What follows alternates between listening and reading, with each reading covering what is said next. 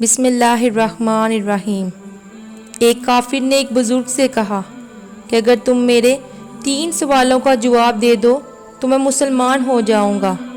سوال نمبر 1، جب ہر کام اللہ کی مرضی سے ہوتا ہے تو تم لوگ انسان کو ذمہ دار کیوں ٹھہراتے ہو؟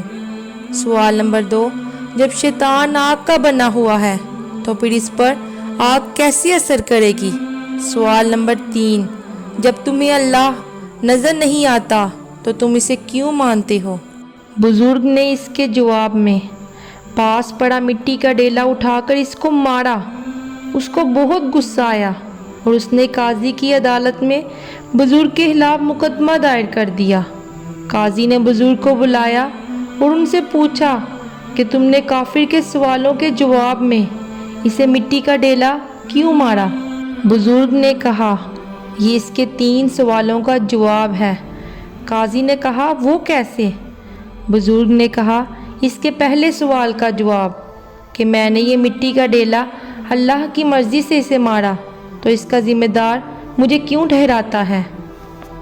اس کے دوسرے سوال کا جواب کہ انسان تو مٹی کا بنا ہے، پھر اس پر مٹی کے ڈیلے نے کیسے اثر کیا؟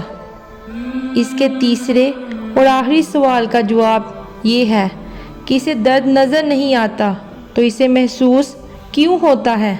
اپنے سوالوں کے جواب سن کر کافر مسلمان ہو گیا۔